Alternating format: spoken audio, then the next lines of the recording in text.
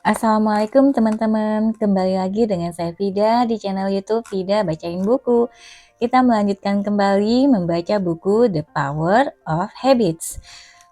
Buku ini tulisan Charles Duhigg dan ini sudah sangat lama menjadi bestseller, bahkan sampai bulan ini Oktober. Ini adalah cetakan ke-26. Mari kita mulai bagian 1. Kebiasaan perorangan. Bismillahirrahmanirrahim. Bab 1. Lingkar kebiasaan. Bagaimana kebiasaan bekerja? 1. Pada musim gugur 1993, seorang laki-laki yang kelak menjungkir balikan sebagian besar yang kita tahu mengenai kebiasaan berjalan memasuki laboratorium di San Diego untuk satu pertemuan yang telah dijadwalkan. Ia sudah separuh baya, tingginya sedikit di atas 1,8 meter, dan berpakaian necis dengan kemeja biru yang dikancing semua. Rambut putihnya yang tebal pastilah membuat iri siapapun pada reuni ke-50 SMA manapun. Radang sendi membuatnya agak terpincang-pincang sewaktu ia melintasi selasar-selasar laboratorium dan ia memegang tangan istrinya berjalan pelan seolah tidak yakin apa yang akan terjadi setiap kali ia melangkah. Sekitar setahun sebelumnya, Eugene Pauli atau yang nantinya populer sebagai EP dalam kepustakaan medis sedang berada di rumahnya di Playa del Rey, mempersiapkan makan malam ketika istrinya menyebutkan bahwa putra mereka Michael akan bertandang. Michael siapa? Eugene bertanya. Putramu, jawab sang istri Beverly. Oh, itu loh yang kita besarkan. Eugene menatap istrinya nanar. Siapa ya? Tanyanya lagi. Keesokan harinya, Eugene mulai muntah-muntah dan menggeliat-geliat kesakitan karena kejang perut. Dalam 24 jam, dehidrasinya sedemikian parah sehingga Beverly yang panik membawanya ke instalasi gawat darurat. Suhu Eugene mulai naik mencapai 40 derajat Celcius, sementara ia mengucurkan keringat berwarna kuning ke spray rumah sakit. Ia meracau, kemudian mengamuk, menjerit-jerit dan melawan ketika para perawat mencoba memberinya infus. Baru setelah diberi obat penenang dokter, mampu menyisipkan jarum panjang di antara dua ruas tulang belakangnya, dilekukan punggung dan mengambil beberapa tetes cairan cerebrospinal. Dokter yang melaksanakan prosedur itu kontan, menyadari kondisi gawat. Cairan yang mengelilingi otak dan saraf tulang belakang adalah penghalang infeksi dan cedera. Pada orang yang sehat, cairan tersebut jernih dan mengalir cepat. Mengalir ke dalam alat suntik dengan nyaris semulus sutra. Sampel dari tulang belakang Eugene keruh dan menetes lambat, seolah-olah terisi kotoran mikroskopik. Sehingga ketika hasil dari laboratorium keluar, para dokter yang menangani Eugene pun tahu mengapa ia sakit. Ia menderita ensefalitis viral, penyakit akibat sejenis virus yang relatif tak berbahaya dan menyebabkan herpes labialis, lepuhan kulit, dan infeksi ringan di kulit. Tapi dalam kasus-kasus langka, virus itu bisa masuk ke otak dan menimbulkan kerusakan parah dengan menggerogoti lipatan-lipatan halus jaringan di mana pikiran, mimpi, dan menurut sebagian orang, jiwa kita berdiam. Dokter Eugene memberitahu Beverly bahwa tidak ada apapun yang bisa mereka lakukan untuk melawan kerusakan yang telah terjadi. Namun, obat antivirus dalam dosis besar mungkin bisa mencegah infeksi menyebar. Eugene jatuh ke dalam koma dan selama 10 hari berada di ambang kematian. perlahan-lahan selagi obat-obatan yang ia terima melawan penyakitnya. Demamnya turun dan virus itu menghilang. Ketika akhirnya sadar, Eugene lemah dan kebingungan, serta tidak bisa menelan dengan benar. Ia tidak bisa menyusun kalimat dan terkadang menggap-menggap, seolah-olah ia sejenak lupa cara bernapas. Namun ia masih hidup.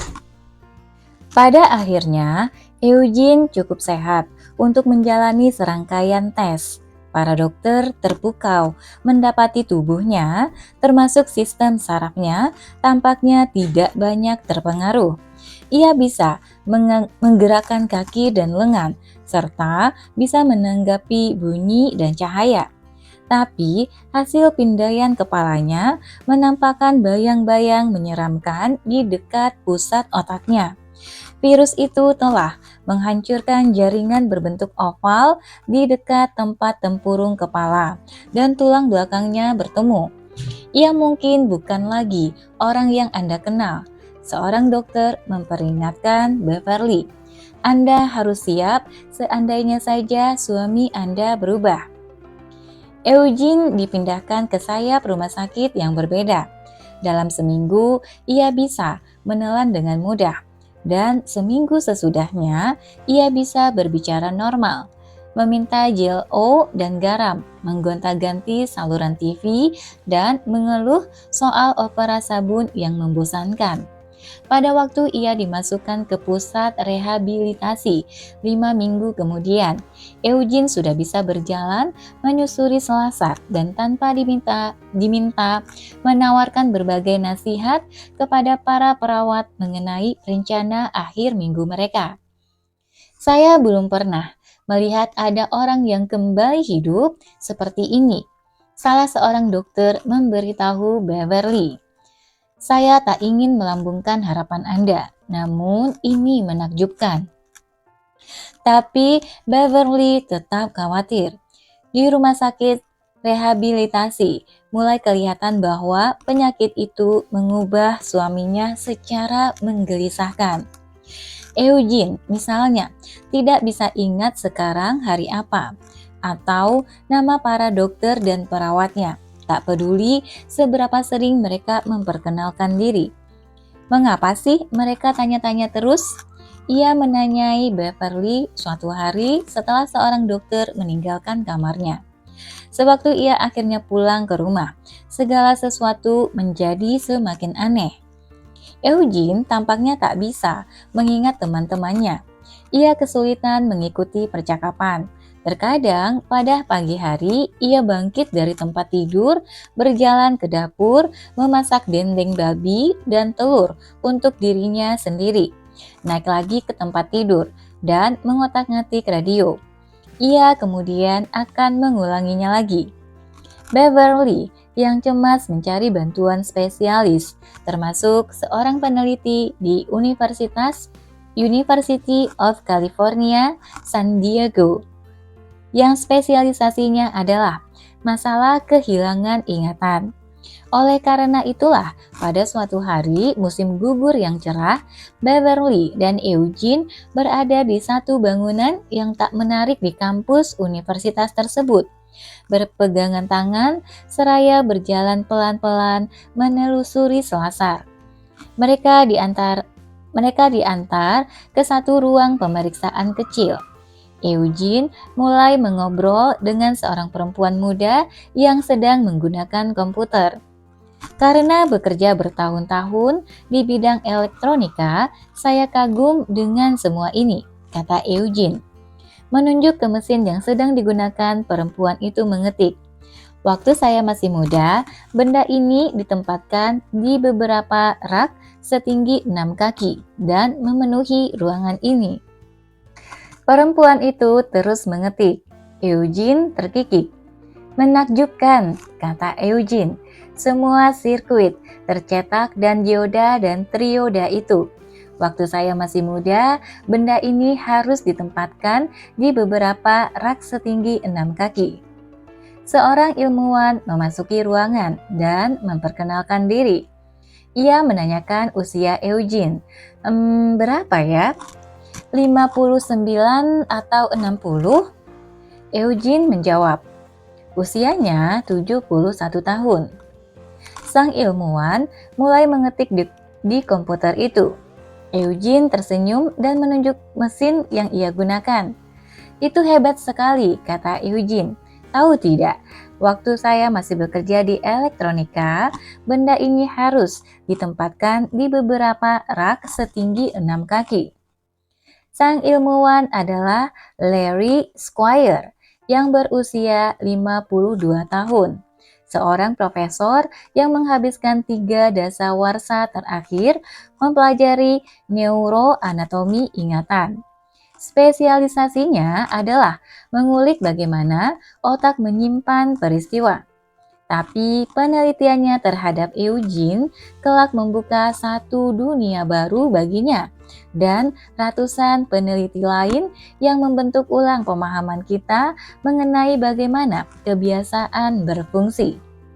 Penelitian Squire nantinya menunjukkan bahwa seseorang yang tidak bisa mengingat usianya sendiri ataupun nyaris segala hal pun bisa mengembangkan kebiasaan-kebiasaan yang tampaknya teramat kompleks.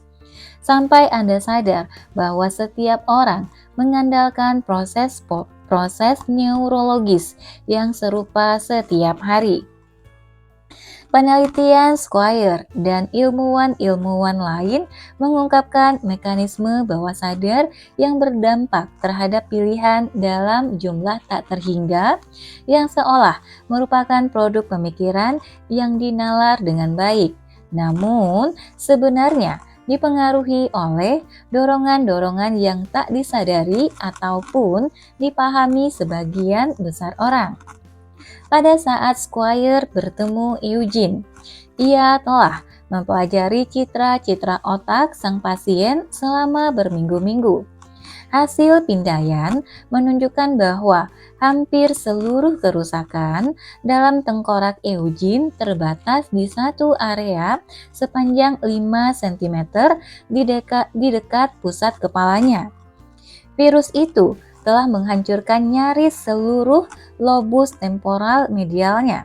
Seiris kumpulan sel yang para ilmuwan pikir bertanggung jawab atas segala macam kerja kognitif seperti mengingat masa lalu dan mengatur sejumlah emosi.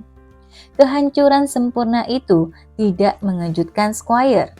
Ensefalitis viral memangsa jaringan dengan ketepatan yang kejam, nyaris tanpa meleset sedikit pun. Yang mengejutkan sang ilmuwan adalah betapa akrabnya citra-citra itu baginya. 30 tahun sebelumnya, sebagai seorang mahasiswa PhD di MIT, Squire bekerja bersama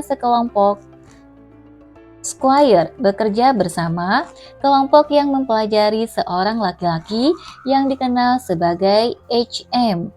Salah satu pasien paling kesohor dalam sejarah kedokteran. Sewaktu HM, nama aslinya Henry Molaison, namun para ilmuwan menyamarkan identitasnya selama ia hidup. Berusia 7 tahun, ia ditabrak sepeda dan jatuh dengan kepala terbentur keras. Tak lama kemudian, ia mulai sering kejang-kejang dan pingsan. Saat berusia 16 tahun, ia terserang kejang grand mal pertamanya. Jenis kejang yang mempengaruhi keseluruhan otak. Dengan segera, ia semakin sering kehilangan kesadaran, sampai 10 kali sehari. Saat ia berusia 27 tahun, HM putus asa. Obat anti kejang tidak menolong. Ia cerdas, namun tidak bisa bertahan lama di pekerjaannya. Ia masih tinggal bersama orang tua. HM ingin hidup normal, maka ia meminta pertolongan dari seorang dokter yang kenekatannya bereksperimen melebihi rasa takutnya akan malpraktik. Berbagai penelitian telah menunjukkan bahwa tampaknya satu area di otak yang disebut hipokampus mungkin berperan dalam kejang-kejang.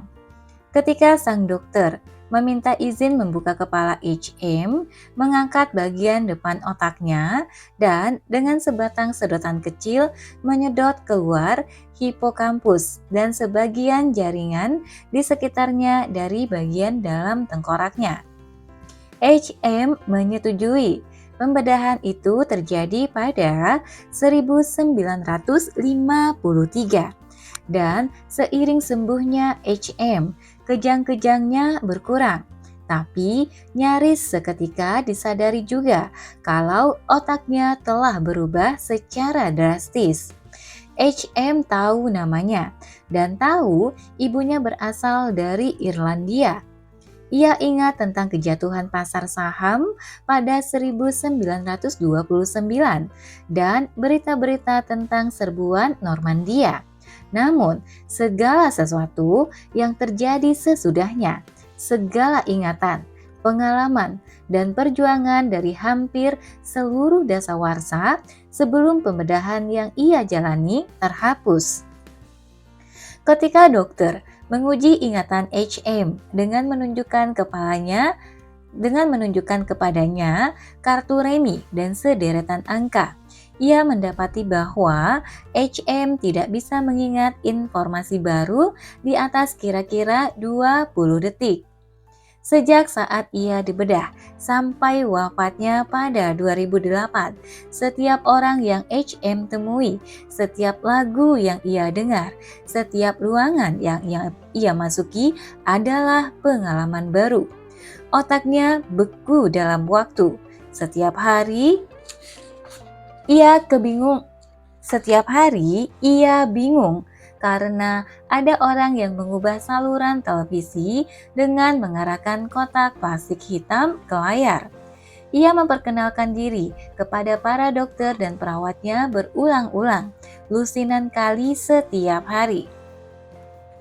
Saya senang mempelajari HM karena ingatan tampak seperti cara konkret yang menarik untuk mempelajari otak. Squire berkata kepada saya. Saya tumbuh di Ohio dan saya bisa ingat waktu kelas 1 guru saya membagikan krayon kepada setiap anak dan saya mulai mencampur semua warna karena ingin tahu apakah akan terbentuk warna hitam. Mengapa saya ingat hal itu tapi tidak ingat wajah guru saya? Mengapa otak saya memutuskan bahwa satu ingatan lebih penting daripada yang lain? Ketika Squire menerima citra-citra otak Eugene, ia bertanya-tanya karena kemiripannya dengan citra-citra otak HM. Ada bagian seukuran walnut yang kosong di tengah kepala mereka. Ingatan Eugene seperti juga HM telah terbuang.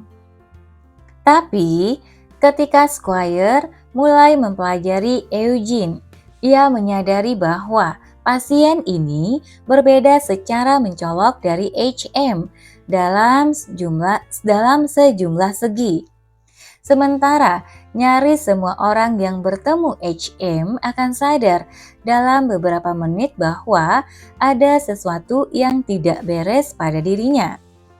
Eugene bisa melanjutkan percakapan dan melakukan berbagai pekerjaan yang tidak membuat pengamat sepintas sadar bahwa ada sesuatu yang salah. Sementara efek pembedahan HM sedemikian melumpuhkan sehingga ia harus dirumah sakitkan selama sisa hidupnya. Eugene justru tinggal di rumah bersama istrinya. HM tidak bisa bercakap-cakap normal.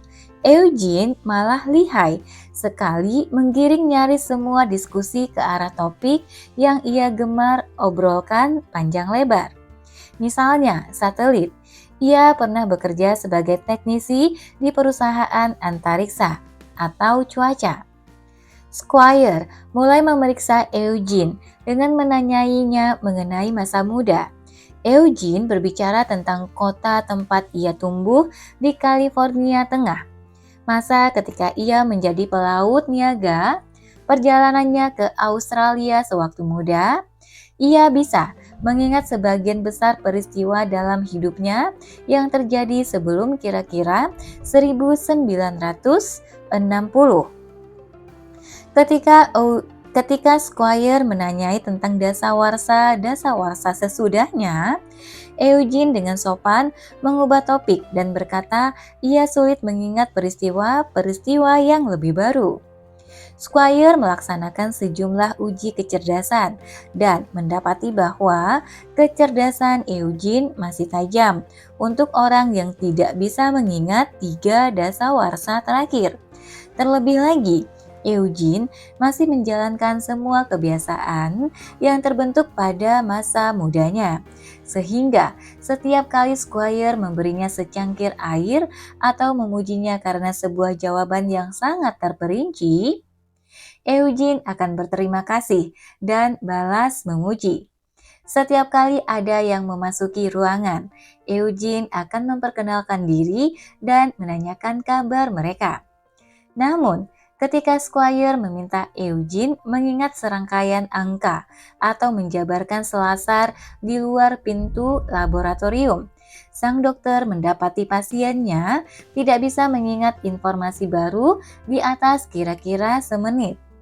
Ketika apa yang menunjukkan foto-foto cucunya, ketika ada yang menunjukkan foto-foto cucunya kepada Eugene, ia tidak tahu mereka siapa. Ketika Squire meminta ia mengingat saat ia sakit, Eugene bilang ia tak punya ingatan mengenai penyakitnya ataupun saat ia dirawat di rumah sakit. Bahkan Eugene nyaris tak pernah ingat bahwa ia menderita amnesia. Citra mentalnya mengenai diri sendiri tidak mencakup hilang ingatan. Dan karena ia tidak bisa ingat pernah cedera, ia tidak mengerti kalau ada yang salah.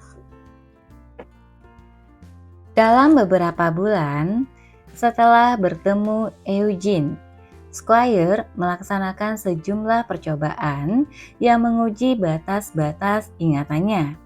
Waktu itu, Eugene dan Beverly telah pindah dari Playa del Rey ke San Diego agar lebih dekat dengan putri mereka.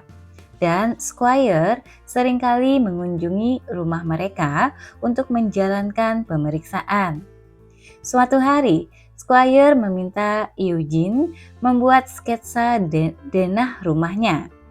Eugene tidak bisa menggambar denah sederhana yang menunjukkan di mana dapur ataupun kamar tidurnya terletak. Sewaktu bangun pagi, bagaimana Anda meninggalkan kamar tidur? Squire bertanya. Tahu nggak? Eugene menjawab. Saya tidak yakin bagaimana. Squire mencatat di komputer jinjingnya dan sewaktu sang ilmuwan mengetik, perhatian Eugene teralih. Ia memandang ke seberang ruangan dan kemudian berdiri, berjalan ke selasar dan membuka pintu kamar mandi. Beberapa menit kemudian, terdengar bunyi toilet digelontor. Bunyi air ledeng mengucur dan Eugene sambil melap tangannya ke celana, berjalan kembali ke ruang keluarga dan duduk lagi di kursinya di sebelah Squire. Ia dengan sabar menanti pertanyaan berikutnya. Ketika itu, tak seorang pun bertanya-tanya bagaimana bisa seseorang yang tak bisa menggambar denah rumahnya mampu menemukan kamar mandi tanpa ragu-ragu. Namun pertanyaan itu dan berbagai pertanyaan lain sejenisnya pada akhirnya membawa ke serangkaian temuan yang telah mengubah pemahaman kita mengenai daya kebiasaan. Pertanyaan tersebut menyulut revolusi ilmiah yang kini melibatkan ratusan peneliti yang sedang meneliti untuk pertama kalinya agar bisa memahami semua kebiasaan yang mempengaruhi kehidupan kita. Sewaktu Eugene duduk di hadapan meja, ia mengamati komputer jinjing Squire. Menakjubkan, katanya. Menunjuk komputer tersebut. Tahu tidak, Waktu saya masih bekerja di elektronika, benda ini harus ditempatkan di beberapa rak setinggi 6 kaki. Dalam beberapa minggu pertama, setelah mereka pindah ke rumah baru, Beverly mencoba mengajak Eugene jalan-jalan keluar setiap hari.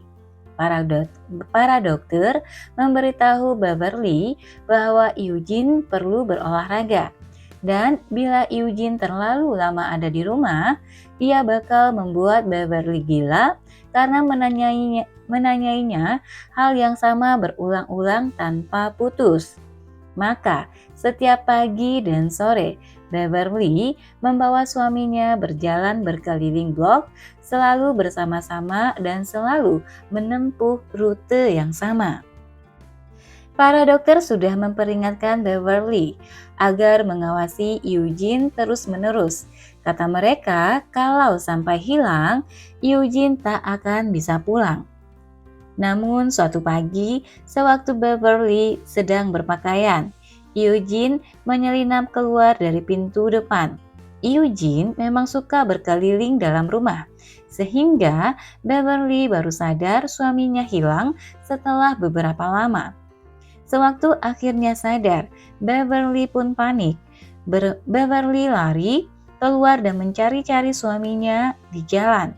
Eugene tak terlihat. Beverly mendatangi rumah tetangga dan menggedor-gedor jendela-jendelanya. Semua rumah di sana terlihat mirip. Jangan-jangan Eugene bingung dan malah masuk ke rumah tetangga. Beverly lari ke pintu dan membunyikan bel sampai ada yang membukakan pintu. Eugene tidak ada di situ. Beverly kembali melesat ke jalan, berlari mengelilingi blok, meneriakkan nama Eugene. Beverly menangis. Bagaimana kalau Eugene pergi ke jalan raya yang ramai? Apa Eugene bisa memberitahu alamatnya kepada orang lain? Beverly sudah di luar selama 15 menit. Mencari-cari, ia berlari pulang untuk menelpon polisi. Sewaktu melesat memasuki rumah, Beverly mendapati Eugene di ruang keluarga, duduk di depan televisi menonton History Channel.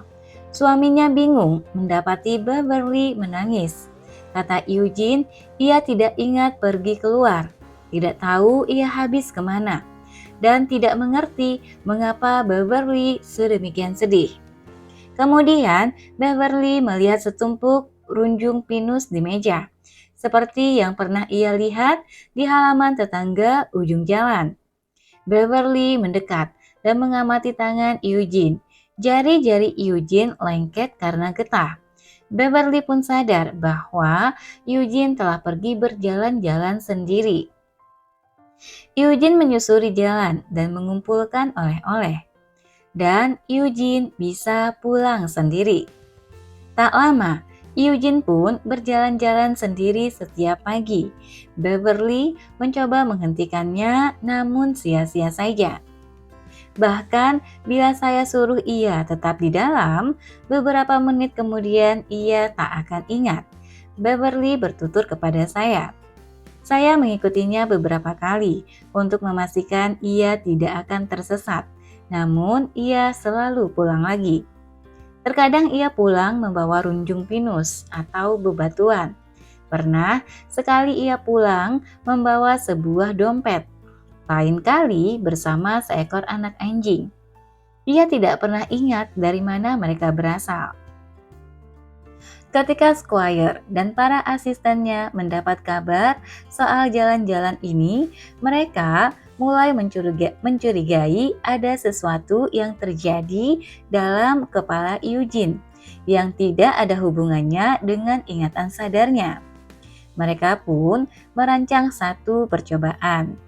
Salah satu asisten Squire mengunjungi rumah Eugene suatu hari dan memintanya menggambar denah blok di mana ia tinggal. Ia tidak bisa melakukannya.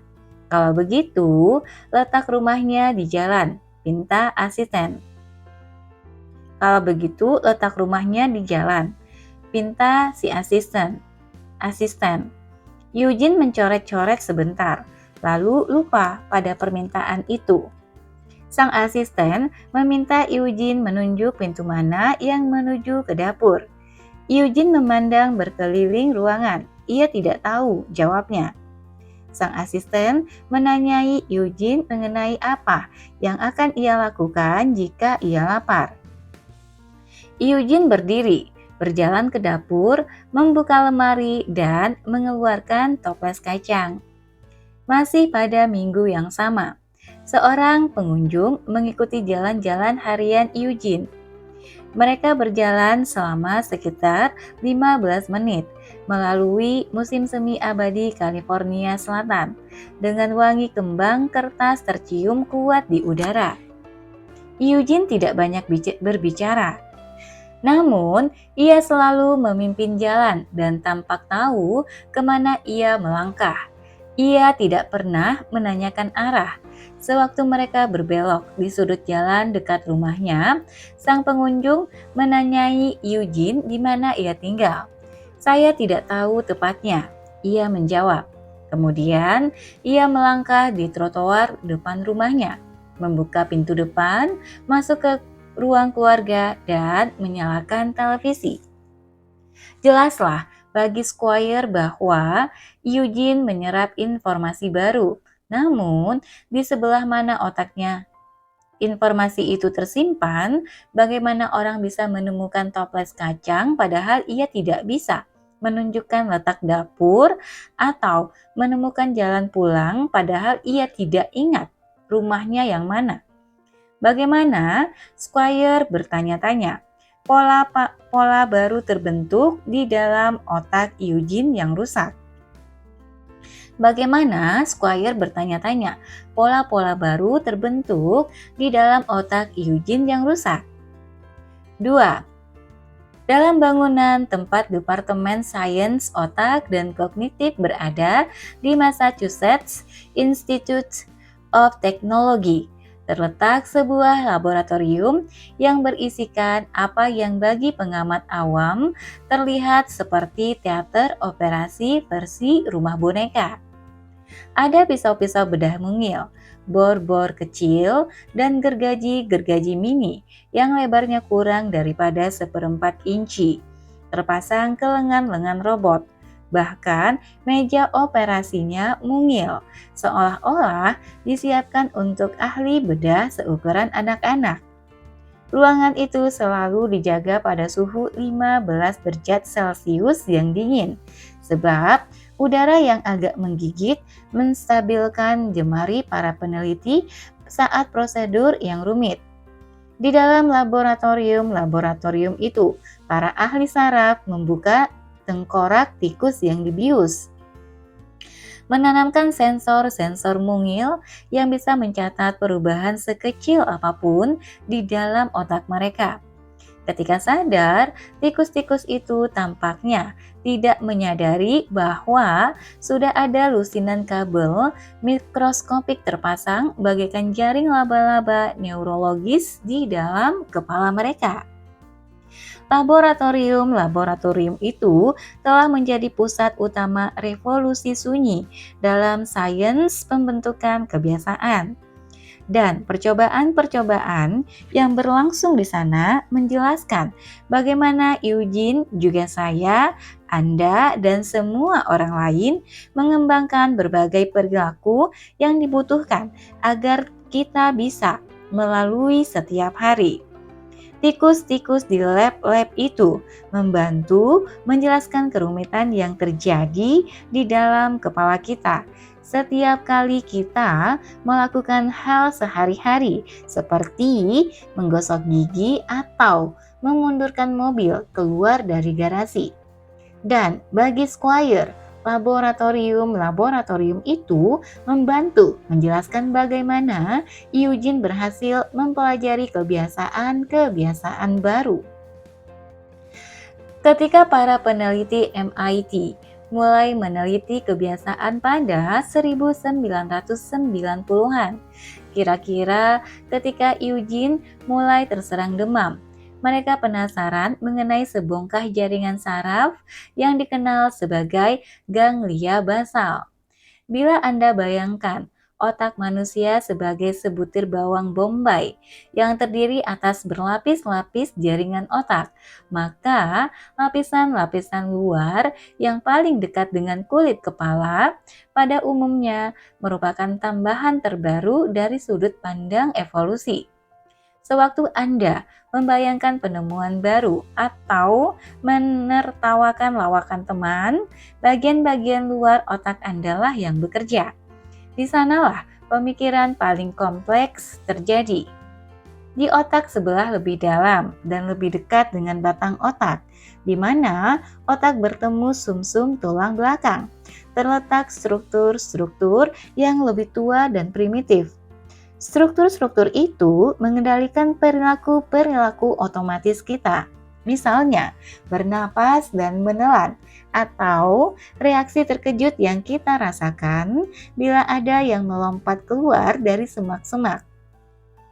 Dekat pusat tengkorak ada benjolan jaringan seukuran bola golf yang serupa dengan yang bisa Anda temukan di dalam kepala ikan, reptil, atau mamalia. Inilah ganglia basal, sekumpulan sel berbentuk lonjong yang selama bertahun-tahun tidak dipahami ilmuwan dengan baik. Kecuali sejumlah kecurigaan bahwa bagian tersebut berperan dalam penyakit-penyakit seperti Parkinson. Pada awal 1990-an, para peneliti MIT mulai bertanya-tanya, apakah ganglia basal penting bagi kebiasaan atau tidak? Mereka menyadari bahwa hewan-hewan dengan ganglia basal yang cedera mendadak bermasalah dengan tugas-tugas seperti memahami bagaimana berlari melalui lorong sesat atau mengingat bagaimana membuka wadah makanan. Mereka memutuskan untuk melakukan percobaan dengan menggunakan teknologi mikro baru yang memungkinkan mereka mengamati secara sangat terperinci apa yang terjadi di dalam kepala tikus sewaktu melaksanakan lusinan macam rutinitas. Saat dibedah, tengkorak setiap tikus disisipi apa yang terlihat seperti joystick kecil dan lusinan kabel mungil. Setelahnya, tikus ditempatkan dalam lorong berbentuk T dengan coklat di satu ujungnya. Lorong itu dibuat sedemikian rupa sehingga setiap tikus ditempatkan di belakang partisi yang terbuka. Ketika bunyi klik keras diperdengarkan, pada awalnya sewaktu mendengar bunyi klik dan melihat partisi tersebut lenyap, tikus akan jalan bolak-balik di lorong tengah, mengendus-ngendus pojok-pojoknya dan menggaruk-garuk dindingnya. Tampaknya si tikus mencium bau coklat, namun tidak tahu bagaimana menemukannya. Ketika mencapai pertigaan T, tikus seringkali berbelok ke kanan, menjauh dari coklat, dan kemudian berbalik ke kiri. Terkadang berhenti sejenak tanpa alasan jelas. Pada akhirnya, sebagian besar tikus menemukan ganjaran yang tersedia itu. Namun tidak ada pola jelas dalam gerak mereka menyusuri lorong. Seolah-olah setiap tikus sedang berjalan-jalan santai tanpa berpikir. Tapi pemantauan di kepala tikus-tikus itu menunjukkan cerita yang berbeda. Sewaktu setiap tikus berjalan melalui lorong, otaknya dan terutama ganglia basal bekerja giat. Setiap kali si tikus mengendus-ngendus udara dan menggaruk-garuk dinding, aktivitas otaknya melonjak, bagaikan menganalisis setiap bau, pemandangan, dan suara baru. Tikus itu senantiasa mengolah informasi sewaktu berjalan-jalan. Para ilmuwan mengulangi percobaan mereka berkali-kali, mengamati bagaimana aktivitas otak setiap tikus berubah sewaktu berjalan melalui rute yang sama ratusan kali. Serangkaian perubahan perlahan-lahan muncul. Tikus-tikus itu tak lagi mengendus-ngendus pojokan dan salah belok. Mereka malah semakin cepat melintasi lorong, dan di dalam otak mereka sesuatu yang tak terduga terjadi. Ketika setiap tikus belajar cara menemukan jalan dalam lorong, aktivitas mentalnya berkurang. Seiring semakin otomatisnya rute yang mereka tempuh, setiap tikus semakin sedikit berpikir. Seakan-akan beberapa kali pertama tikus menjelajahi lorong sesat, otaknya harus menggunakan segala daya upaya untuk memahami semua informasi baru itu. Namun, setelah beberapa hari lari menempuh rute yang sama, tikus itu tak lagi perlu menggaruk dinding atau mengendus udara, sehingga aktivitas otak yang berasosiasi dengan menggaruk dan mengendus pun berkurang. Si tikus tak perlu memilih harus belok ke arah mana, sehingga pusat-pusat pengambilan keputusan di otak pun menjadi senyap. Yang sering diingat si tikus hanyalah jalur terdekat menuju coklat. Dalam seminggu, bahkan struktur-struktur otak yang berkaitan dengan ingatan pun berkurang aktivitasnya. Si tikus telah menginternalisasi bagaimana melesat melalui lorong sedemikian rupa sampai-sampai ia nyaris tak perlu berpikir lagi sama sekali. Namun, internalisasi itu, lari lurus, belok kiri, lahap coklat, mengandalkan ganglia basal. Demikian indikasi dari pemantauan otak. Struktur saraf kuno mungil ini tampaknya mengambil alih sewaktu si tikus berlari semakin cepat dan otaknya bekerja semakin sedikit. Ganglia basal adalah pusat bagi pengingat pola dan bekerja berdasarkan pola-pola tersebut. Dengan kata lain, ganglia basal menyimpan kebiasaan meskipun sebagian besar lain otak tertidur. Untuk melihat bagaimana kemampuan ganglia basal ini bekerja, tengoklah grafik ini. Nanti bisa dicek di halaman 15 ya di bukunya langsung, yang menunjukkan aktivitas di dalam tengkorak tikus sewaktu ditempatkan dalam lorong sesat untuk pertama kali. Pada awalnya, otak bekerja keras sepanjang waktu. Setelah seminggu, begitu rute itu diakrabi dan gerak cepat di dalamnya menjadi kebiasaan, otak si tikus menjadi tenang sewaktu berlari melintasi lorong sesat. Proses ini berupa diubahnya serangkaian tindakan menjadi rutinitas otomatis oleh otak, dikenal sebagai penggumpalan, chunking, dan berada di akar pembentukan kebiasaan. Ada lusinan, kalau bukan ratusan, gumpalan perilaku yang kita andalkan setiap hari. Sebagian di antaranya sederhana. Anda secara otomatis mengoleskan pasta gigi di sikat gigi Anda sebelum memasukkannya ke dalam mulut. Sebagian lain, misalnya berpakaian atau membuatkan makan siang anak-anak sedikit lebih kompleks. Yang lain sedemikian rumit sehingga sungguh luar biasa bahwa secuil kecil jaringan yang berevolusi jutaan tahun lalu bisa menjadikan perilaku-perilaku itu kebiasaan. Ambil contoh memundurkan mobil keluar garasi. Sewaktu Anda pertama kali belajar mengemudi, memundurkan mobil membutuhkan banyak sekali konsentrasi dengan alasan yang bagus. Kegiatan itu melibatkan membuka pintu garasi, membuka pintu mobil, menyesuaikan tempat duduk, memasukkan anak kunci ke kontak, memutar kunci searah jarum jam, menggerakkan spion depan dan samping, serta memeriksa apakah ada halangan, meletakkan kaki di atas rem, memasukkan gigi mundur, mengangkat kaki dari rem, memperkirakan jarak antara garasi dan jalan dalam otak seraya menjaga roda-roda tetap lurus dan mengawasi lalu lintas. Menghitung bagaimana bayangan di cermin mewakili jarak sebenarnya antara bumper, tempat sampah, dan pagar, seraya menekan sedikit pedal gas dan rem. Dan mungkin sekali sambil memberitahu penumpang Anda agar tidak main-main dengan radio. Tapi sekarang Anda melakukan semua itu setiap kali memundurkan mobil ke jalan tanpa banyak pikir. Rutinitas itu telah menjadi kebiasaan. Jutaan orang melakukan tarian rumit itu setiap pagi tanpa berpikir, sebab begitu kita mengeluarkan kunci mobil, ganglia basal kita langsung bekerja, mengidentifikasi kebiasaan yang kita simpan di otak dan berkaitan dengan memundurkan mobil ke jalan. Begitu kebiasaan itu mulai berjalan, materi abu-abu kita bebas untuk bersantai atau mengejar impian lain.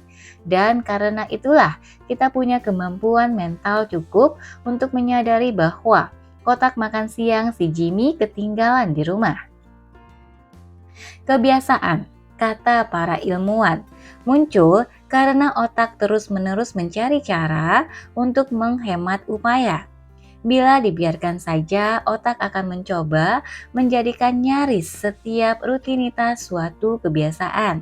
Sebab kebiasaan memungkinkan benak kita lebih sering bersantai. Naluri menghemat upaya ini adalah keuntungan besar. Otak yang efisien membutuhkan lebih sedikit ruang, yang berarti kepala lebih kecil, yang menjadikan bayi lebih mudah dilahirkan, sehingga mengurangi tingkat kematian ibu dan bayi.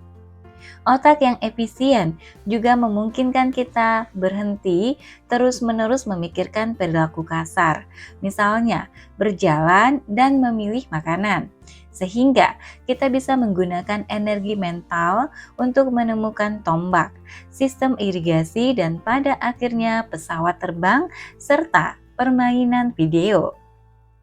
Namun menghemat upaya mental juga berisiko, sebab bila otak kita melakukan aktivitas pada waktu yang salah, kita mungkin gagal menyadari sesuatu yang penting.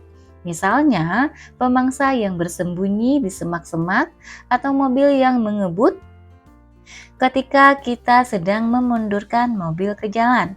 Oleh karena itu, ganglia basal kita merancang sistem yang cerdas untuk menentukan kapan membiarkan kebiasaan mengambil alih. Sistem tersebut adalah yang terjadi setiap kali segumpal perilaku bermula atau berakhir.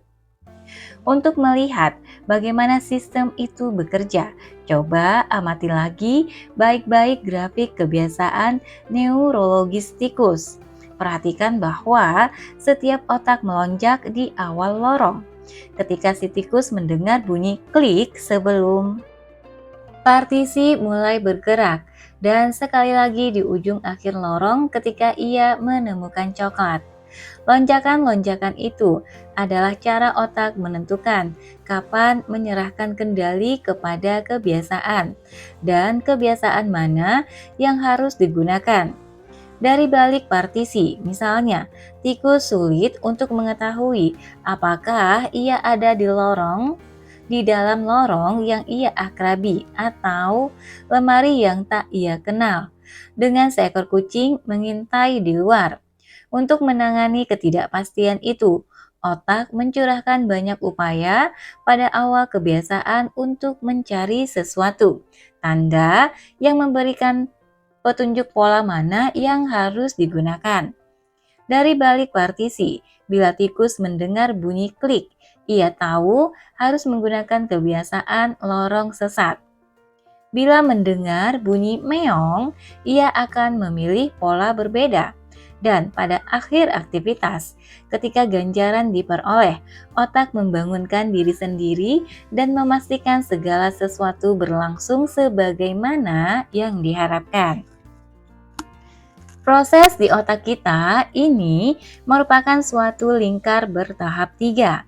Pertama, ada tanda Q.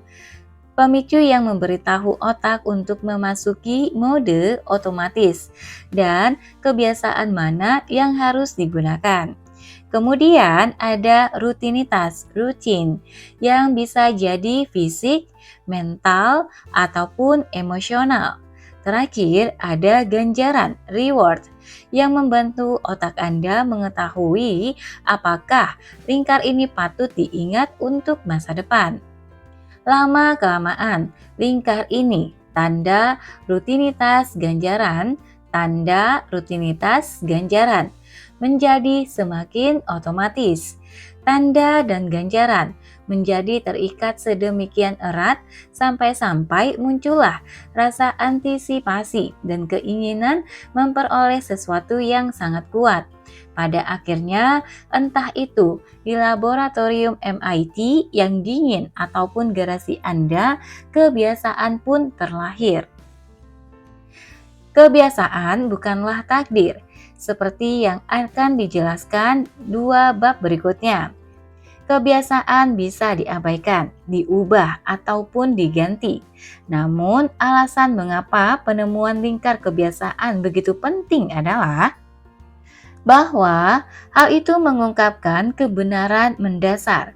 Ketika kebiasaan muncul, otak berhenti turut, serta penuh dalam pengambilan keputusan. Otak berhenti bekerja keras atau mengalihkan fokus ke tugas-tugas lain. Jadi, kecuali Anda secara sengaja melawan suatu kebiasaan, kecuali Anda menemukan rutinitas baru, pola kebiasaan akan berjalan secara otomatis. Tapi, dengan memahami bagaimana kebiasaan bekerja saja, mempelajari struktur lingkar kebiasaan, kebiasaan bisa jadi lebih mudah dikendalikan. Begitu Anda memecah kebiasaan menjadi komponen-komponennya, Anda bisa otak-atik sekrup-sekrupnya. Kami telah melakukan percobaan, melatih tikus berlari, menyusuri lorong, sampai hal itu menjadi kebiasaan. Dan kemudian kami hapus kebiasaan itu dengan mengubah posisi ganjaran. Anne Graybill, seorang ilmuwan di MIT yang mengepalai banyak percobaan ganglia basal, memberitahu saya. Kemudian suatu hari kami kembalikan ganjaran itu ke tempat yang lama dan masukkan tikusnya, dan ya ampun, kebiasaan lama itu kontan muncul lagi. Kebiasaan tak pernah benar-benar hilang. Kebiasaan diprogramkan ke dalam struktur otak kita, dan itu merupakan keuntungan besar bagi kita. Sebab menyebalkan sekali bila kita harus belajar lagi cara menyetir setiap kali pulang liburan. Masalahnya, otak tidak bisa tahu mana kebiasaan yang jelek dan mana yang baik. Sehingga, bila kita punya kebiasaan jelek, kebiasaan itu selalu mengintai di sana, menanti munculnya tanda dan ganjaran yang sesuai. Ini menjelaskan mengapa susah sekali menciptakan kebiasaan berolahraga, misalnya, atau mengubah apa yang kita makan. Begitu kita mengembangkan rutinitas malas-malasan di sofa dan bukannya berolahraga lari, atau mengudap setiap kali kita melewati kotak donat. Pola-pola itu selalu berada dalam otak kita. Tapi dengan aturan yang sama, bila kita belajar menciptakan rutinitas neurologis baru yang mengalahkan perilaku-perilaku itu, bila kita memegang kendali atas lingkar kebiasaan, kita bisa mendorong kecenderungan-kecenderungan buruk itu ke belakang. Seperti yang dilakukan Lisa Allen setelah lawatannya ke Kairo. Dan penelitian telah menunjukkan bahwa begitu kita menciptakan pola baru, pergi jogging atau mengabaikan donat menjadi sama otomatisnya dengan kebiasaan lain apapun. Tanpa lingkar kebiasaan, otak kita akan padam, kewalahan menghadapi segala tetek bengek kehidupan sehari-hari. Orang-orang yang ganglia basalnya rusak akibat cedera atau penyakit seringkali lumpuh secara mental. Mereka sulit melakukan aktivitas-aktivitas mendasar, misalnya membuka pintu atau menentukan akan makan apa. Mereka kehilangan kemampuan mengabaikan perincian-perincian tak penting. Misalnya, sebuah penelitian mendapati bahwa pasien-pasien yang menderita cedera ganglia basal tidak bisa mengenali mimik wajah, termasuk rasa takut dan jijik. Karena mereka selalu tak yakin, mereka harus berfokus pada bagian wajah yang mana. Tanpa ganglia basal kita kehilangan akses ke ratusan kebiasaan yang kita andalkan setiap hari. Apakah Anda berhenti sejenak pagi ini untuk menentukan harus mengikat sepatu kiri atau kanan dulu? Apakah Anda kesulitan menentukan harus menyikat gigi sebelum atau sesudah mandi? Tentu saja tidak. Keputusan-keputusan itu sudah jadi kebiasaan tanpa perlu usaha. Selama ganglia basal Anda utuh dan tanda-tanda tetap konstan, perilaku-perilaku itu akan terjadi tanpa dipikirkan. Meskipun sewaktu Anda berlibur, mungkin Anda berpakaian dengan cara berbeda atau menggosok gigi pada waktu berbeda dalam rutinitas pagi tanpa Anda sadari. Tapi pada waktu yang sama, ketergantungan otak terhadap rutinitas otomatis bisa berbahaya. Kebiasaan seringkali tak hanya mendatangkan manfaat, melainkan juga kutukan. Ambil contoh Eugene, kebiasaan mengembalikan kehidupannya setelah ia kehilangan ingatan. Kemudian, kebiasaan merenggut segalanya lagi. 3. Selagi Larry Squire, sang spesialis ingatan, menghabiskan sedikit banyak waktu bersama Eugene, ia menjadi yakin pasiennya itu entah bagaimana mempelajari perilaku-perilaku baru. Citra-citra otak Eugene menunjukkan bahwa ganglia basalnya lolos dari cedera akibat ensefalitis viral. Sang ilmuwan bertanya-tanya, mungkinkah Eugene meskipun otaknya rusak parah, masih bisa menggunakan lingkar tanda rutinitas ganjaran? Mungkinkah proses neurologis kuno itu menjelaskan mengapa Eugene bisa berjalan keliling blok dan menemukan toples kacang di dapur? Untuk menguji apakah Eugene membentuk kebiasaan-kebiasaan baru, Squire merancang satu percobaan. Ia mengambil 16 barang berbeda, potongan plastik dan mainan berwarna cerah, dan menempelkan mereka pada lembaran karton persegi. Ia kemudian membagi barang-barang itu menjadi 8 pasang, pilihan A dan pilihan B. Pada setiap pasang, salah satu lembaran karton yang dipilih acak ditempeli stiker di sebelah bawah dengan tulisan benar. Eugene diminta duduk di depan meja, diberi sepasang barang, dan diminta memilih satu. Berikutnya, ia diminta membalik pilihannya untuk melihat apakah ada stiker benar di bawahnya. Ini adalah cara umum untuk mengukur ingatan karena hanya ada 16 barang dan selalu disajikan dalam 8 pasangan yang sama. Sebagian besar orang bisa mengingat barang mana yang benar setelah beberapa putaran. Monyet dapat mengingat semua barang benar setelah 8-10 hari. Eugene tidak bisa mengingat barang-barang mana yang benar. Tak peduli berapa kali ia melakukan uji tersebut. Ia mengulangi percobaan tersebut 2 kali seminggu selama berbulan-bulan, mengamati 40 pasang barang setiap hari. Tahukah Anda mengapa Anda hari ini ada di sini? Seorang peneliti bertanya di awal satu sesi setelah percobaan itu berjalan beberapa minggu. Saya pikir tidak, Eugene membalas. Saya akan tunjukkan beberapa barang kepada Anda.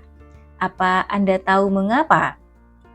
Saya harus gambarkan kepada Anda atau beritahu kegunaannya. Eugene sama sekali tidak ingat sesi-sesi sebelumnya. Namun, seiring berlalunya minggu demi minggu, kinerja Eugene membaik. Setelah 28 hari latihan, Eugene memilih barang yang benar dengan tingkat 85%. Setelah 36 hari, ia 95% benar. Setelah salah satu ujian, Eugene menatap sang peneliti, kebingungan karena keberhasilannya sendiri. "Kok saya bisa melakukan ini?" Ia bertanya kepada sang peneliti. "Beritahu saya apa yang ada dalam benak Anda," sahut sang peneliti. "Apakah Anda berkata kepada diri sendiri, 'Saya ingat yang satu itu'?" "Tidak," Eugene menjawab. "Pokoknya ada di dalam sini." Ia menunjuk kepalanya, dan tangan bergerak begitu saja. Tapi bagi Squire, semua itu masuk akal.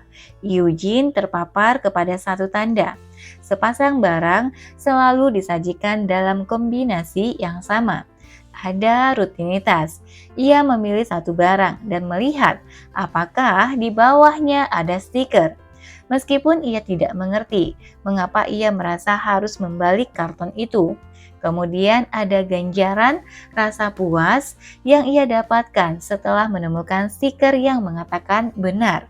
Pada akhirnya timbullah lingkar kebiasaan, tanda, rutinitas, ganjaran. Untuk memastikan pola itu memang betul satu kebiasaan, Squire menjalankan satu lagi percobaan. Ia mengambil 16 barang dan menempatkannya di depan Eugene secara bersamaan. Squire meminta Eugene menumpuk semua barang, benar menjadi satu. Eugene tidak tahu harus mulai dari mana. "Waduh, bagaimana cara mengingatnya?" ia bertanya. Ia mengambil satu barang dan mulai membaliknya. Pengamat percobaan menghentikannya. "Bukan," ia menjelaskan. "Tugasnya adalah menumpuk barang-barang itu." Mengapa Eugene hendak membalik mereka? "Sepertinya cuma kebiasaan," Eugene menyahut. Ia tidak bisa melakukannya. Barang-barang itu sewaktu disajikan di luar konteks lingkaran kebiasaannya tidak bisa ia pahami. Inilah bukti yang dicari-cari Squire. Percobaan-percobaan itu menunjukkan bahwa Eugene memiliki kemampuan membentuk kebiasaan-kebiasaan baru, walaupun kebiasaan-kebiasaan itu melibatkan tugas ataupun barang yang tidak bisa ia ingat lebih daripada beberapa detik. Ini menjelaskan bagaimana Eugene bisa berjalan-jalan sendiri setiap hari. Tanda-tandanya pohon-pohon tertentu di sudut jalan atau letak kotak-kotak pos tertentu. Konsisten setiap kali ia pergi keluar, sehingga walaupun ia tidak mengenali rumahnya, kebiasaan-kebiasaannya selalu memandunya kembali ke pintu depannya. Ini juga menjelaskan mengapa Eugene menyantap sarapan 3 atau 4 kali sehari, meskipun ia tidak lapar. Asalkan ada tanda-tanda yang benar, misalnya radionya atau cahaya pagi yang masuk melalui jendela, ia secara otomatis mengikuti naskah yang didiktekan oleh ganglia basalnya. Terlebih lagi, ada lusinan kebiasaan lain dalam kehidupan Eugene yang tidak disadari seorang pun sampai mereka mulai mencari-cari kebiasaan-kebiasaan itu. Putri Eugene misalnya seringkali berkunjung untuk melihat keadaan orang tuanya. Ia akan mengobrol sedikit bersama sang ayah di ruang keluarga. Kemudian ke dapur untuk menengok ibunya dan lantas pergi lagi, melambai-lambai sambil menuju pintu depan. Eugene yang sudah lupa percakapan mereka sebelumnya saat sang putri beranjak pergi akan marah. Mengapa dia pergi tanpa mengobrol? Lalu lupa mengapa ia merasa kecewa. Namun, kebiasaan emosional itu telah dimulai dan amarahnya pun bercokol, membara tanpa ia pahami, sampai akhirnya padam sendiri. Terkadang, ia akan menggebrak meja atau mengumpat. Dan bila kita tanya mengapa, dia menjawab, "Aku tidak tahu, tapi aku marah." Beverly memberitahu saya, Eugene bakal menendang kursi kalau atau membentak siapapun yang memasuki ruangan. Beberapa menit kemudian, ia sudah tersenyum kembali dan mengobrol mengenai cuaca, seolah-olah begitu dimulai, dan ia harus menyelesaikan frustrasi itu. Ia berkata, percobaan baru Squire juga menunjukkan satu hal lain, bahwa kebiasaan ternyata rapuh. Bila tanda-tanda Eugene berubah sedikit saja, kebiasaannya berantakan. Misalnya, beberapa kali ia berjalan, mengelilingi blok dan ada yang berbeda. Sedang ada perbaikan jalan atau trotoar dikotori cabang pohon yang rontok akibat badai.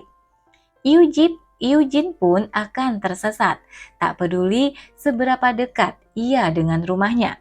Sampai ada tetangga yang berbaik hati menunjukkan jalan pulang. Bila putrinya berhenti untuk berbincang-bincang dengannya selama 10 detik sebelum pulang, kebiasaan amarah Eugene tak pernah muncul. Percobaan Squire bersama Eugene merevolusi pemahaman masyarakat ilmiah mengenai bagaimana otak bekerja dengan membuktikan secara sangat meyakinkan bahwa kita bisa mempelajari dan membuat pilihan tak sadar tanpa mengingat apa-apa mengenai pelajaran atau pembuatan keputusan itu. Eugene menunjukkan bahwa kebiasaan seperti juga ingatan dan nalar berada di akar perilaku kita. Kita mungkin tidak ingat pengalaman-pengalaman yang menciptakan kebiasaan-kebiasaan kita. Namun, sekalinya tertanam dalam otak, pengalaman-pengalaman itu mempengaruhi bagaimana kita bertindak seringkali tanpa kita sadari.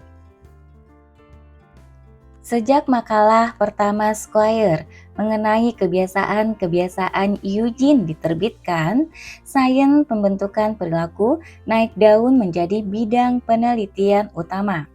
Para peneliti di Duke, Harvard, UCLA, Yale, USC, Princeton, University of Pennsylvania, dan di berbagai universitas di Britania Raya, Jerman, dan Belanda, juga peneliti korporat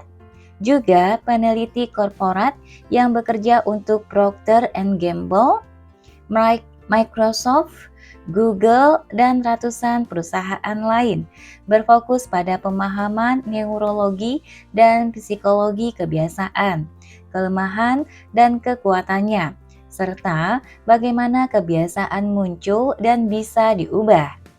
Para peneliti telah mempelajari bahwa tanda bisa berupa apa saja, dari pemicu visual seperti sebatang permen atau iklan televisi sampai tempat, jam, emosi, urutan pemikiran, atau kumpulan orang-orang tertentu. Rutinitas bisa sangat kompleks atau malah luar biasa sederhana. Sejumlah kebiasaan, misalnya yang berkaitan dengan emosi, diukur dalam milidetik. Ganjaran bisa berkisar dari makanan atau obat-obatan yang menyebabkan sensasi fisik, sampai bayaran emosional. Misalnya perasaan bangga yang mengiringi pujian atau ucapan selamat kepada diri sendiri. Dan dalam nyaris setiap percobaan, para peneliti Melihat temuan-temuan Squire dan pada Eugene, kebiasaan sungguh kuat, namun rapuh. Kebiasaan bisa muncul di luar kesadaran kita atau dengan sengaja dirancang. Kebiasaan seringkali terjadi tanpa izin kita, namun bisa dibentuk ulang dengan mengutak-atik bagiannya. Pengaruh kebiasaan dalam membentuk kehidupan kita jauh lebih besar daripada yang kita sadari. Bahkan, kebiasaan sedemikian kuat sampai-sampai otak kita terus bergantung kepada kebiasaan tanpa mempedulikan segala sesuatu yang lain, termasuk akal sehat.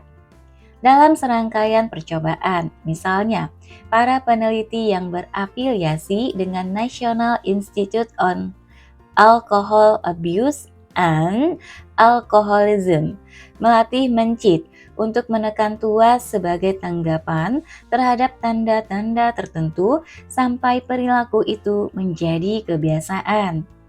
Mencit selalu diganjar dengan makanan. Kemudian, para ilmuwan meracuni makanan sehingga menyebabkan hewan-hewan itu mual luar biasa atau mengaliri lantai dengan listrik. Sehingga ketika mencit-mencit itu berjalan menuju ganjaran yang tersedia, mereka tersetrum. Mencit-mencit itu tahu makanan dan sangkar itu berbahaya. Ketika ditawari makanan beracun dalam mangkuk atau melihat panel lantai beraliran listrik, mereka menjauh. Tetapi ketika melihat tanda-tanda yang lama, tanpa berpikir mereka menekan tuas dan melahap makanan itu, atau berjalan melintasi lantai, meskipun akhirnya mereka muntah atau melompat kaget karena tersetrum. Kebiasaan itu tertanam sedemikian dalam sehingga mencit-mencit itu tidak bisa berhenti. Tak sulit mencari analoginya di dunia manusia. Ambil contoh hidangan cepat saji. Masuk akal bukan? Ketika anak-anak kelaparan dan Anda sedang menyetir pulang setelah kerja seharian untuk berhenti sekali saja di McDonald's atau Burger King. Makanannya tidak mahal, rasanya enak. Lagi pula sekali-sekali makan daging olahan, kentang asin dan soda manis tidak besar kan resiko? Resiko kesehatannya, toh tidak setiap waktu makan kita menyantap hidangan cepat saji. Namun, kebiasaan muncul tanpa izin kita. Penelitian mengindikasikan bahwa keluarga biasanya tidak bermaksud menyantap hidangan cepat saji secara teratur.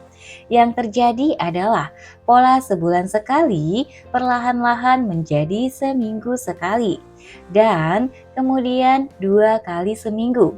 Seiring terciptanya kebiasaan oleh tanda dan ganjaran, sampai anak-anak pun menyantap hamburger dan kentang goreng dalam jumlah tidak menyehatkan.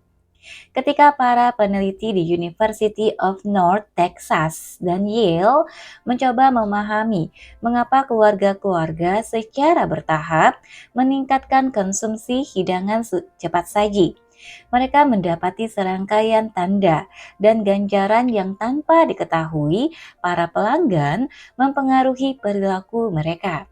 Para peneliti menemukan lingkar kebiasaan itu. Setiap cabang McDonald's, misalnya, terlihat sama. Perusahaan itu sengaja mencoba menyeragamkan arsitektur restoran-restoran mereka dan apa yang dikatakan para pegawai terhadap pelanggan, sehingga segalanya merupakan tanda konsisten untuk memicu rutinitas makan. Makanan di sejumlah restoran waralaba dirancang khusus dengan memberikan ganjaran seketika. Kentang misalnya, dirancang agar mulai hancur begitu menyentuh lidah Anda, agar mengantarkan sensasi garam dan lemak secepat mungkin, menyebabkan pusat-pusat kenikmatan Anda menyala dan otak Anda mengunci pola tersebut. Lingkaran kebiasaan pun mencengkram semakin kuat. Tapi kebiasaan-kebiasaan itu pun rapuh ketika satu restoran cepat saji tutup. Keluarga-keluarga yang tadinya makan di situ seringkali mulai makan di rumah saja, bukannya mencari lokasi alternatif. Perubahan kecil sekalipun bisa mengakhiri suatu pola. Namun, karena kita seringkali tidak menyadari lingkar-lingkar kebiasaan yang sedang berkembang, kita buta terhadap kemampuan kita mengendalikan mereka. Namun, dengan belajar mengamati tanda dan ganjaran kita bisa mengubah rutinitas. 4. Tahun 2000, 7 tahun setelah Eugene jatuh sakit, hidupnya telah mencapai semacam keseimbangan. Ia pergi jalan-jalan setiap pagi. Ia makan apa yang ia mau, terkadang 5 atau 6 kali sehari. Istrinya tahu, bahkan asalkan televisi disetel di History Channel, Eugene akan duduk manis di kursi santainya dan menonton terlepas dari apakah program yang sedang ia tonton adalah tayangan ulang atau baru. Ia toh tidak tahu bedanya. Tapi seiring pertambahan usianya, kebiasaan-kebiasaan Eugene mulai berdampak negatif pada hidupnya. Ia kurang gerak, terkadang menonton televisi berjam-jam, sebab ia tidak pernah bosan dengan tontonannya. Para dokter menjadi khawatir mengenai jantungnya. Mereka memberitahu Beverly untuk memberikan Eugene diet ketat dengan makanan sehat. Beverly mencoba, namun sulit mempengaruhi seberapa sering Eugene makan atau apa yang ia makan. Suaminya tidak pernah ingat wanti-wantinya. Bahkan, meskipun kulkas diisi buah dan sayuran, Eugene akan membongkar sana-sini sampai ia menemukan dendeng babi dan telur. Itulah rutinitasnya. Dan seiring bertambah tua, Eugene dan bertambah rapuhnya tulang-tulangnya, para dokter mengatakan ia harus lebih berhati-hati saat jalan-jalan.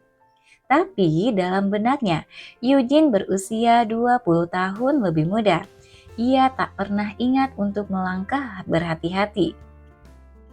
Sepanjang hidup saya terpesona oleh ingatan.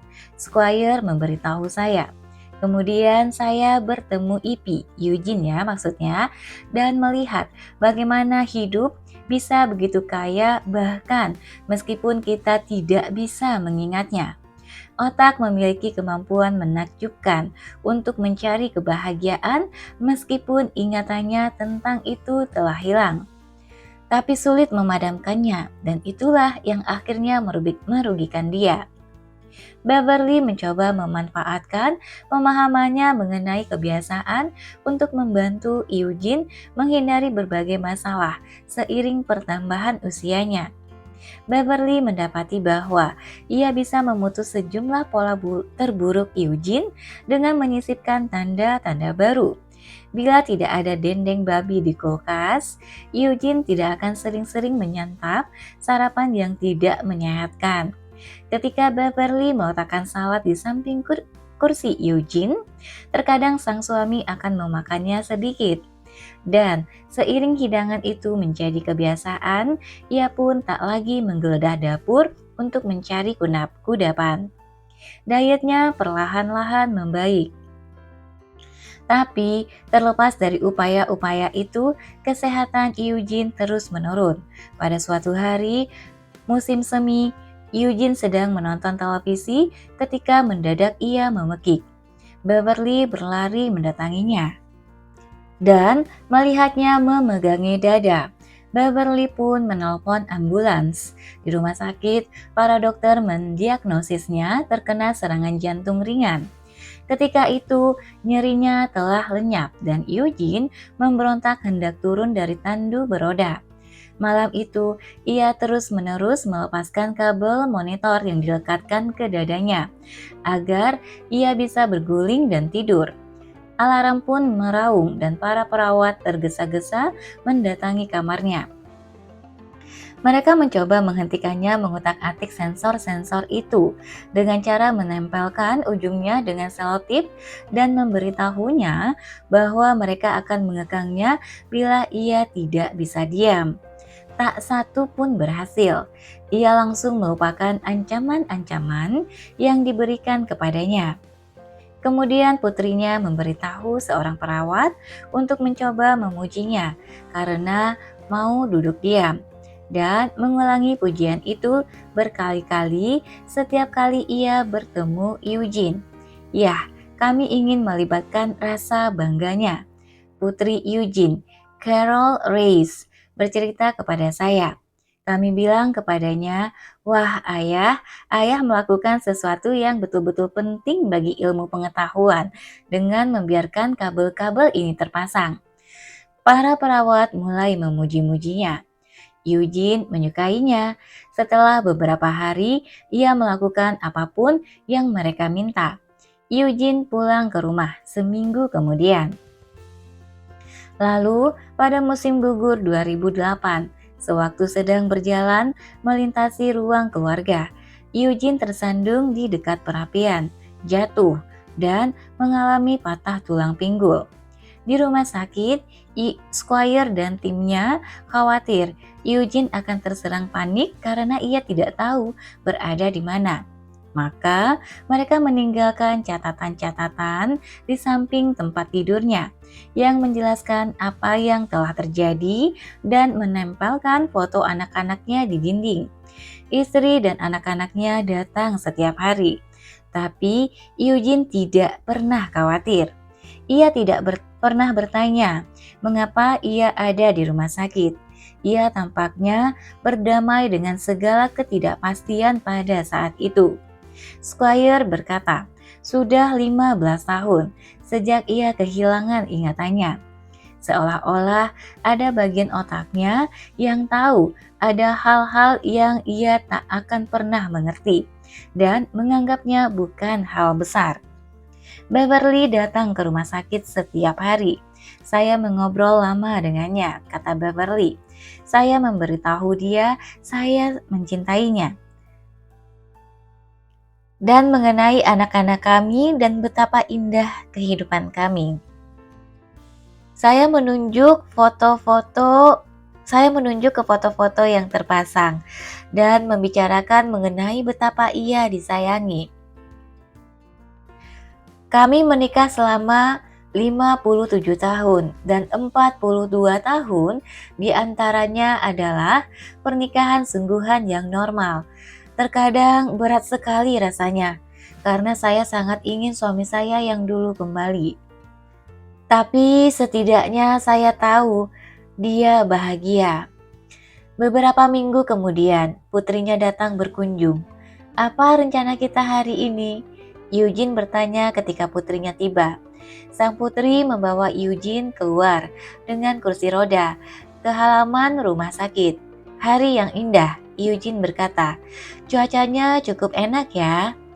Putrinya bercerita tentang anak-anaknya dan mereka bermain dengan seekor anjing. Sang putri pikir Eugene akan segera bisa pulang ke rumah. Matahari mulai terbenam. Ia mulai bersiap-siap membawa ayahnya masuk. Eugene menatapnya. Ayah beruntung punya putri sepertimu, kata Eugene. Putrinya terperanjat. Ia tak ingat kapan sang ayah mengucapkan sesuatu yang sedemikian manis. Aku beruntung ayah adalah ayahku.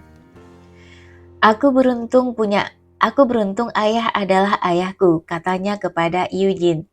Wah, hari yang indah. Eugene kemudian menyahut. Menurutmu bagaimana cuacanya? Malam itu pukul 1 pagi, telepon Beverly berdering. Dokter memberitahukan bahwa Eugene menderita serangan jantung hebat dan pihak rumah sakit telah melakukan segala yang mereka bisa, namun tidak sanggup menyelamatkannya. Eugene telah tiada. Setelah ia berpulang, ia dielu-elukan oleh para peneliti dan citra-citra otaknya dipelajari di ratusan lab dan sekolah kedokteran. Saya tahu ia pastilah bangga sekali bisa mengetahui seberapa besar sumbangsihnya bagi ilmu pengetahuan.